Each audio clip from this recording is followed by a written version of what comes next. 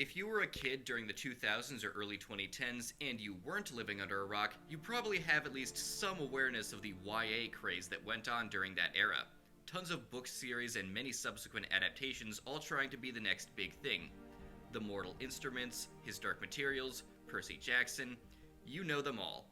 A lot of them were so big that they still have fan bases and, in some cases, authors putting out books in their universes until this very day. But today, I want to talk about the Inheritance Cycle, aka Eragon. A series that got quite a lot of criticism upon its release, despite being one of the biggest series released during the craze.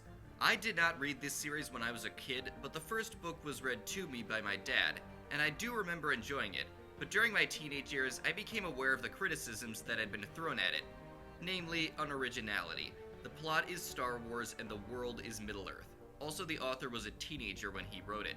This didn't really encourage me to even think about giving the series a second chance.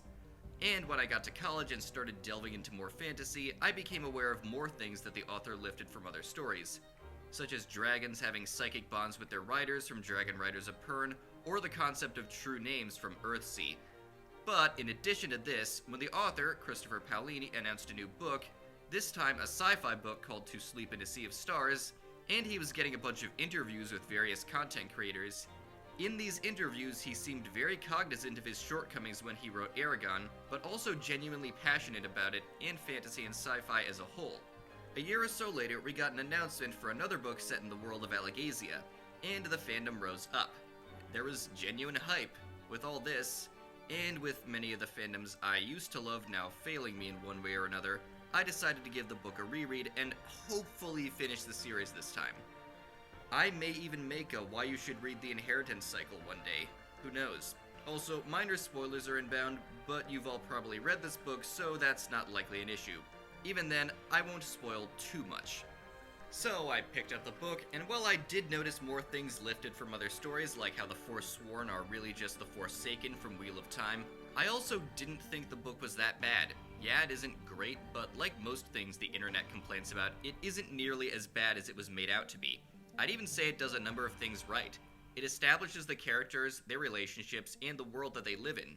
It creates intrigue for what's going to happen later, and the story progresses naturally.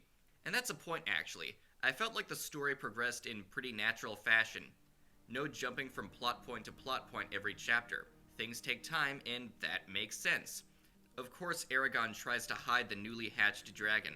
Of course, he avoids the problem as long as he can. Of course, Braum needs to pull some strings to get Eragon to bring him along on the trip. Of course, Eragon doesn't jump to being a hero right off the bat and is initially motivated by revenge. Only when he sees all the injustices caused by Galbatorix does he consider becoming a hero. Compare this to Star Wars, a story Eragon has been accused of ripping off due to plot similarities. Luke has his whole world turned upside down and is told he needs to abandon everything and start becoming a Jedi. Something that does take some convincing. But Luke agrees to it rather quickly once he sees his family is dead at the hands of the Empire, all the way up to and including joining a peacekeeping magic force he knows next to nothing about.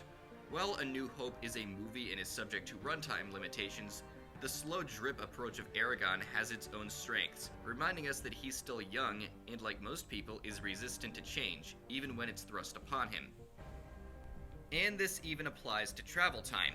It takes a while for the crew to get from city to city, but this just makes it feel all the more earned when they do get there. It also helps convey the passage of time.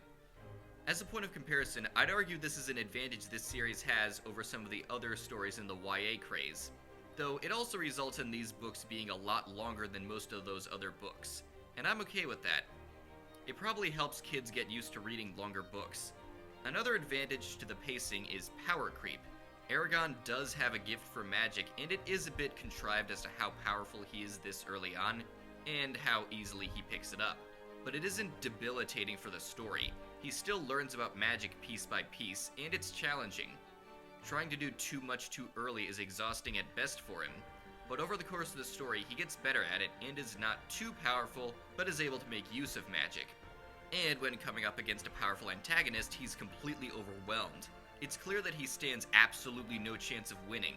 The same applies to swordplay, but it's used less often. He becomes skilled enough to make use of it, but it isn't going to win him any significant battles anytime soon. This is the first book after all. I also felt that the character cast was well defined and well handled enough. Again, not great, but more than serviceable. Eragon is every bit as impulsive as you'd expect someone his age to be, and probably relatable for the target audience. And he goes from being motivated by selfishness to seeing all the injustices in the world and realizing he wants to do something about it. On the other hand, Saphira is powerful but not invincible. She seems fiery on the outside, but is capable of caring deeply about something or someone that she values greatly. Murtagh feels motivated to do what he does, but is also full of intrigue, even with what we learn about him in this book. There is one more point I'd like to touch on, and that's the place this series has in fantasy circles today. The inheritance cycle has often been derided for its shortcomings, and it's one of those things you enjoyed when you were a kid, but grew up and probably realized that it isn't that good. While there are other series like this, Eragon is mocked more than most, and if I haven't made it clear yet, I believe that's doing it a bit of a disservice. It has its own story, world, and characters, in spite of everything it pulled from. Paolini was young when he wrote this, but he had a story that he was passionate about, and he took some ownership of the elements he used. But there is one other thing I'd like to discuss before ending this review, and that is why it became so popular. Hardcore fantasy readers have a tendency to look down on not just this series, but YA series in general for being simple, shallow, and very not good. Especially following the craze I mentioned at the beginning of this video. And to me, that demonstrates a massive misunderstanding as to why the craze happened in the first place. The general attitude is, just don't bother with those terrible books, just read Lord of the Rings, or Wheel of Time, or Discworld, or Earthsea. And those are all great series, don't get me wrong. I've praised them all for good reason, but not all of them are the most welcoming to new readers. To use a series that Eragon has been compared to, Lord of the Rings doesn't have the most comprehensible beginning. You might be able to push through if you've read The Hobbit, heard about the series via its reputation, or you've seen the Peter Jackson movies. Let's be honest here, the movies have done a lot to bring new readers into the world of the books. Would you even have heard of Lord of the Rings if it wasn't for the movies? Unless you're a hardcore reader or you know someone who's read the books, probably not. But if you know the story from the films, you're already invested, and it helps push through the slow beginning. They are what turned Middle-earth into a pop culture phenomenon that still lingers to this very day. Rings of Power would not exist without it.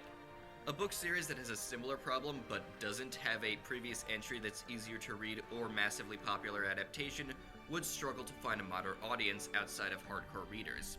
For an example of what that looks like, let's look at another series that Eragon was also accused of ripping off. Dragon Riders of Pern, a series that I have barely scratched the surface of, and while I like what I've read so far of the first book, much like Lord of the Rings, it doesn't have the friendliest beginning. I think I know what's going on, but Anne McCaffrey kinda drops you into a political situation and you have to pay attention and figure out what's going on. Not quite as easily accessible or as easy to digest as, say, a fantasy world with classic fantasy species, where you follow a single main character for most of the story, who discovers the world and magic as you, the reader, do. While some of you might jump to say that the latter is just shallow wish fulfillment, I'll ask you, which of those do you think will appeal more to kids or to general audiences who don't read very much?